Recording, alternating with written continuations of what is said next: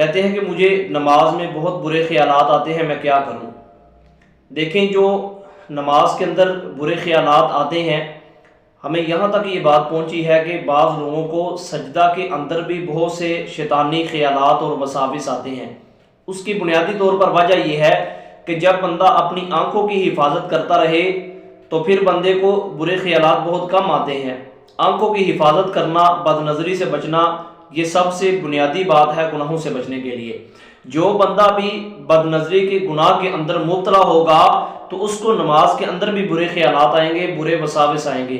یہاں تک کہ اس سے بڑھ کر بھی شکایتیں آئی ہیں کہ لوگ کہتے ہیں کہ ہمارا یہ مسئلہ ہے کہ ہم نماز میں سجدے کی حالت میں ہوتے ہیں، اس وقت بھی ہمیں برے خیالات آتے ہیں۔ اس کی وجہ صرف اور صرف یہی ہے کہ جب بندہ بد نظری کرتا ہے یا موبائل پہ یا اس کے علاوہ بازار میں چلتے ہوئے کوئی بھی بد نظری کرتا ہے تو پھر یہ ایسا ایک کیمرہ اور میموری جو ہے وہ فٹ ہے کہ جب یہ محفوظ ہو جاتی ہے چیز، اس کے اندر تو نکلتی اتنی جلدی نہیں ہے، جس کی وجہ سے مختلف وقت میں وساوس آتے ہیں۔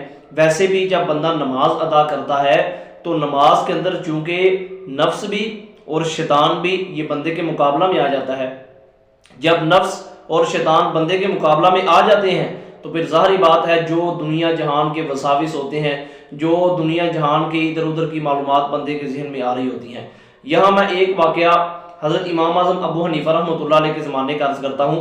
امام ابو حنیفہ رحمۃ اللہ علیہ کے زمانے میں ایک شخص آیا، وہ آ کر کہنے لگا کہ حضرت میں نے اپنا ایک خزانہ کہیں چھپایا ہے تو وہ میں بھول گیا ہوں کہ کس جگہ پہ چھپایا ہے۔ تو امام صاحب نے اس کو کہا کہ تم رات کو نماز ادا کرنا۔ اب اس نے عشاء کے بعد نوافل نماز ادا کرنی شروع کر دی، یا وہ نفل نماز ادا کر رہا ہے، ابھی اس نے پہلی رکعت پڑھی ہے تو فوراً وہ چونکہ سوچ رہا تھا اور فوراً اس کے ذہن کے اندر خیال آ گیا کہ میں نے فلاں جگہ پہ جا کر خزانہ دفن کیا ہوا ہے۔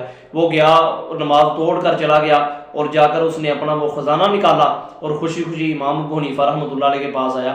تو امام ابو حنیفہ رحمۃ اللہ علیہ سے آ کر کہنے لگا مجھے خزانہ مل گیا۔ تو امام صاحب نے کہا کیسے؟ کہا ابھی ایک رکعت نماز کی پڑھی ہے تو مجھے خزانہ مل گیا۔ تو امام صاحب رحمۃ اللہ نے کہا افسوس ہے کہ نماز میں تجھے خیال آ گیا اور تو نے فوراً نماز توڑ دی، چاہیے تو یہ تھا کہ وہ 2 رکعت پورے ادا کرنے کے بعد 2 رکعت نماز نفل شکرانے کے بھی ادا کر لیتا کہ اللہ نے تجھے جو ہے وہ تیرا کھویا ہوا خزانہ تجھے واپس دے دیا ہے۔ تو امام صاحب نے یہاں یہ بات بتلائی کہ مجھے یہ پتا تھا کہ جب بندہ نماز میں ہوتا ہے تو شیطان انسان کے ذہن کو خالی نہیں چھوڑتا اور ضرور تمہاری سوچ کو اس طرح متوجہ کرے گا۔ جب تم گہرا سوچو گے تو پھر تمہیں خود بخود اپنا دفن کیا ہوا خزانہ یاد آئے گا۔ اور اگلی بات یہ ہے کہ حضرت مولانا اشرف علی تھانوی رحمۃ اللہ علیہ سے کسی نے پوچھا کہ حضرت نماز میں وساوس اور خیالات آتے ہیں، کیا کریں؟ حضرت تھانوی رحمۃ اللہ نے بڑی اچھی بات فرمائی۔ فرماتے ہیں کہ نماز میں خیال آنا برا نہیں ہے بلکہ خیالات لانا برا ہے۔ ایک تو یہ ہے کہ انسانی سوچ کے ناطے خیالات آ رہے ہیں، یہ ایک علیحدہ بات ہے۔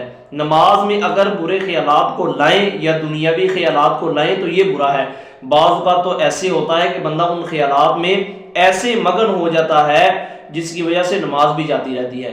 اس لیے نماز کے اندر جب بھی خیال آئے تو فوراً جو ہے اس خیال سے بندے کو اپنا ذہن موڑ دینا چاہیے، اپنے خیال کو دوسری طرف کر لینا چاہیے۔ اس کا بہترین حل حضرت تھانوی رحمۃ اللہ نے یہ فرمایا کہ جب تم نماز پڑھو تو نماز کے اندر جو کچھ بھی پڑھا جا رہا ہے اس کا ترجمہ تم جو ہے وہ اپنے ذہن میں رکھ لو۔ جب وہ اس کا ترجمہ تمہارے ذہن میں ہوگا تو ترجمے کی طرف توجہ دو گے تو تمہیں نماز کے اندر اپنے پڑھے ہوئے پہ توجہ ہوگی تو تمہاری توجہ مکمل طور پر نماز میں رہے گی۔ تو یہ چند ایک صورتیں ہیں کہ ان صورتوں کو اختیار کر کے ہم نماز کے اندر آنے والے برے خیالات سے بچ سکتے ہیں۔ اللہ رب العزت بات سمجھنے کی توفیق عطا فرمائے۔ تبارك الذي نزل الفرقان على عبده ليكون للعالمين نذيرا